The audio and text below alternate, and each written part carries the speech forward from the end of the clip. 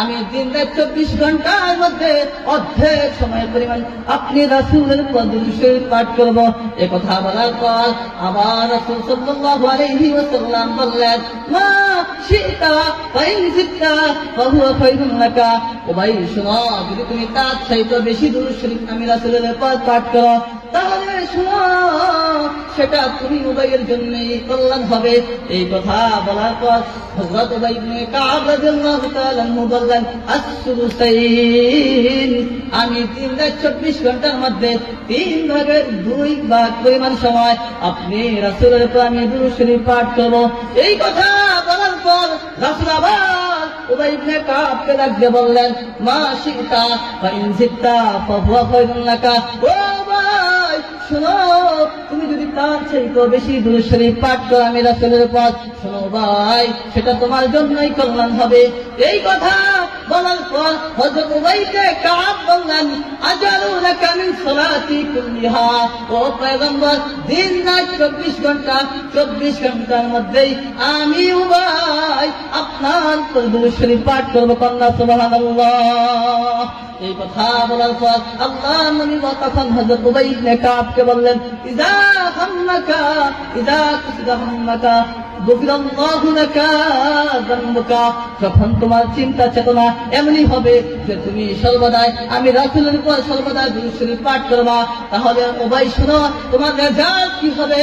তুমি যে অতীতে গুনাহ করেছ, যদি নাও করো, যাই করো, করছো মানা করছো, শোনো তাকে উবাই ইবনে কাবকে লক্ষ্য করে উম্মতকে শিখাইছেন, যদি কোন উম্মত সারা দিন 24 ঘন্টা রাসূলের উপর দুরূদ শরীফ পাঠ করবে তাহলে আল্লাহ তাআলা ওই বান্দার সমস্ত গুনাহগুলো মাফ করে দিবেন। কন্যা সুবহানাল্লাহ। বোঝা গেল উবাই ইবনে কাবের এই হাদিস থেকে উবাই ইবনে কাব প্রথম বলছেন 6 ঘন্টার কথা, তারপরে বলছেন 12 ঘন্টার কথা, তারপরে বলছেন 18 ঘন্টার কথা, তারপরে পুরা 24 ঘন্টায় কথাই বলে দিচ্ছেন যে রাসূল আমি ওখান থেকে আপনার জন্য সব দুরূদ শরীফ পাঠ করব সব সময়। সাহাবী হইয়া যাদের কোনো গুনাহ নাই, গুনাহ আল্লাহ মাফ করে দিয়েছেন, তাদের ব্যাপারে আসছে রাদিয়াল্লাহু আনহুম ওয়া রাদু আন। সূরা বাইনার শেষের আয়াতে আল্লাহ বলছেন আল্লাহ তাদের প্রতি সন্তুষ্ট হয়েছেন, সাহাবায়ে কেরাম আল্লাহর প্রতি রাসূলের প্রতি সন্তুষ্ট হয়েছেন। তাহলে বোঝা গেল ওনারা যদি আল্লাহ সন্তুষ্ট হইয়া জান্নাতের টিকিট পাইয়া দিন রাত 24 ঘন্টা দুরূদ পড়তে পারে, আমরা কি পারি না পড়তে? এখন প্রশ্ন হলো, একটা প্রশ্ন করি, রাসূলের উপর বেশি বেশি দুরূদ শরীফ পড়তে হবে, কেন পড়ব? কারণ আমরা যেই স্থান থেকে রাসূলের উপর দুরূদ শরীফ পাঠ করি ওই দুরূদটা ডাইরেক্ট রাসূল করিম সাল্লাল্লাহু আলাইহি ওয়াসাল্লামের কাছে চলে যায়। কন্যা সুবহানাল্লাহ। প্রমাণ আবু দাউদ শরীফের 2141 নম্বর হাদিসের বর্ণনা। হাদিস বর্ণনাকারী সাহাবী হযরত আবু হুরায়রা রাদিয়াল্লাহু তাআলা আনহু, তিনি বলেন, قال رسول الله صلى الله عليه وسلم لا يسلم عليك من أحد أمتي। নবীজি বলেন, লা মা মিন আহাদিন মিন উম্মাতিন ইউসাল্লিমু আলাইকা ইল্লা রাদ্দাল্লাহু আলাইহি রূহা। নবীজি বললেন, আমার যে উম্মতের মধ্যে হইতে যদি কোনো একটা উম্মত আপনি রাসূলের উপর দুরূদ শরীফ সালাম পাঠ করে হাত্তা আরুদ্দা আলাইহিস সালাম, তখন আল্লাহ পাক রব্বুল আলামিন আমার দেহের মধ্যে রোজা ধরে উঠে ফিরে দেন, আর আমি আমার ওই উম্মতের সালামের জবাব দেই। কন্যা সুবহানাল্লাহ। উদাহরণ নাম্বার 2, আবু দাউদ শরীফের 2142 নম্বর হাদিসের বর্ণনা। হাদিস বর্ণনাকারী সাহাবী হযরত আবু হুরায়রা রাদিয়াল্লাহু তাআলা আনহু, তিনি বলেন, লা তাজআলু বুয়ুতাকুম কুবুরা। ও পৃথিবীর মানুষ ও উম্মত, তোমরা তোমাদের ঘরগুলোকে কবরস্থানে পরিণত করিও না। বোঝাইতে চাইছেন এই হাদিসের এই অংশ থেকে, তোমরা তোমাদের ঘরের মধ্যে পুরুষরা মসজিদের মধ্যে নামাজ পড়বে আর নারীরা ঘরের মধ্যে নামাজ পড়বে। এবং বুঝাইতে চেয়েছেন ফরজ নামাজ তোমরা ঘর মসজিদে পড়বা, আর সুন্নাত বিতির তোমরা ঘরের মধ্যে পড়বা। আল্লাহ নবী বলছেন, লা তাজালু বুয়ুতাকুম কুবুরা, তোমরা তোমাদের ঘরগুলোকে কবরে পরিণত করিও না।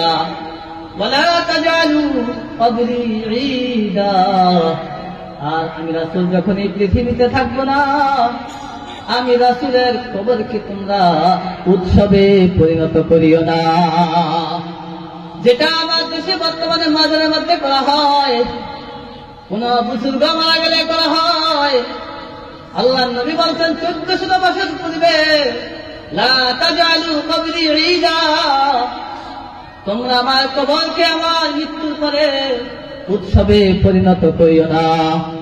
যদিও আপনাদের এলাকায়, আমাদের এই এলাকায় এমন একটা অবস্থান হয়েছিল, আল্লাহ তাআলা আমাদেরকে সেই ফিতনা থেকে বাঁচিয়েছেন। তারপর কি উদ্দেশ্য? আল্লাহ নবী বললেন, ওয়াসাল্লু আলাইয়া, তোমরা আমি রাসূলের উপর দুরূদ শরীফ পাঠাও। ফাইন্না সালাতাকুম তাবলুগুনি হাইসু কুনতুম, তোমরা যেখানেই থাকো আমি রাসূলের পর তোমরা সালাম পাঠাও, আমি রাসূলের পর তোমরা দুরূদ শরীফ পাঠাও। এই হাদিসের মধ্যে বুঝাইলো যে যে যেখানেই থাকুক রাসূলের উপর দুরূদ শরীফ পাঠ করার কথা বলছেন। কারণ আমরা যেখান থেকেই দুরূদ পড়ি, বাংলাদেশ থেকে পড়ি, নাকি আমরা নাসিরপুর থেকে পড়ি, নাকি রসুলপুর থেকে পড়ি, নাকি প্রধানিয়া বাড়ি থেকে পড়ি, যে স্থান থেকেই পড়ি, তাহলে আমাদের ওই দুরূদ শরীফ ডাইরেক্ট নবী আলাইহিস সালাতু ওয়াস সালামের রওজা আথারে চলে যায়।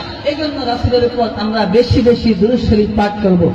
2 নম্বর কারণ, রাসূলের উপর দুরূদ শরীফ পড়া এটা ঈমানের আলামত। বুখারী শরীফের 15 নম্বর হাদিসের বর্ণনা, হাদিস বর্ণনাকারী সাহাবী হযরত আনাস বিন মালিক রাদিয়াল্লাহু তাআলা আনহু তিনি বলেন, লা ইউমিনু আহাদুকুম হাত্তা আকুনা হাব্বা ইলাইহি মিন ওয়ালিদিহি ওয়া ওয়ালাদিহি ওয়ান নাসি আজমাইন। আল্লাহ নবী বললেন, বুখারী শরীফের 15 নম্বর হাদিসের বর্ণনা, হাদিস বর্ণনাকারী সাহাবী হযরত আনাস বিন মালিক তিনি বলেন, আল্লাহ নবী সাল্লাল্লাহু আলাইহি ওয়াসাল্লাম বলছেন, ও পৃথিবীর মানুষ, তোমরা প্রকৃত মুমিন হইতে পারবা না ততক্ষণ পর্যন্ত যতক্ষণ পর্যন্ত না তোমরা আমি রাসূলের ভালোবাসা, সমস্ত মানুষ, সন্তান সন্ততি বিবি যত মানুষ আছে সকল মানুষের ঊর্ধ্বে আমি রাসূলের ভালোবাসা তৈরি হবে না তোমার অন্তরে, ততক্ষণ পর্যন্ত তোমরা কশিনকালও প্রকৃত মুমিন হইতে পারবা না।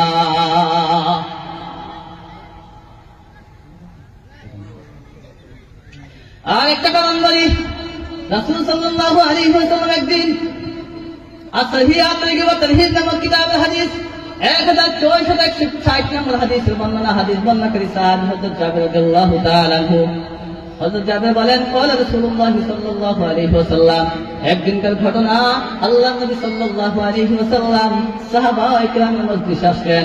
আসার পর সাহাবায়ে কিরামদেরকে লক্ষ্য করে নবী আলাইহিস সালাতু ওয়াস সালাম বললেন, আলা মান আবখালুন নাস ওয়া মান সাহাবীরা, তোমাদেরকে কি আমি বলে দিব না মানুষের মধ্যে কোন ব্যক্তি সবচেয়ে বেশি কৃপণ? আল্লাহ নবী যখন এই প্রশ্ন করলেন, সাহাবায়ে কিরামরা বললেন, ইয়া রাসূলুল্লাহ, আপনি আমাদেরকে বলে দেন, আমরা জানি আল্লাহু ওয়া রাসূলুহু আ'লাম, আল্লাহ এবং আল্লাহর রাসূল জানেন কে মানুষের মধ্যে সবচেয়ে বেশি কৃপণ।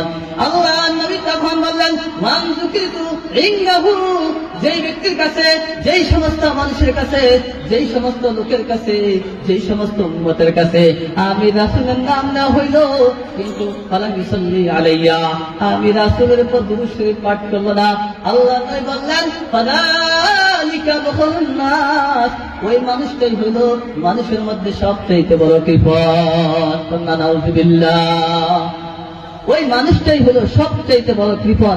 এজন্য রাসূলের উপর আমরা দুরূদ শরীফ পাঠ করব। রাসূলের উপর দুরূদ শরীফ না পড়া, রাসূলের নাম উল্লেখ করার পর, আলোচনার পর দুরূদ শরীফ না পড়া, এটা হলো সবচেয়ে বড় কৃপণের আলামত। স্পষ্ট এই হাদিস দ্বারা প্রমাণ হয়ে গেল।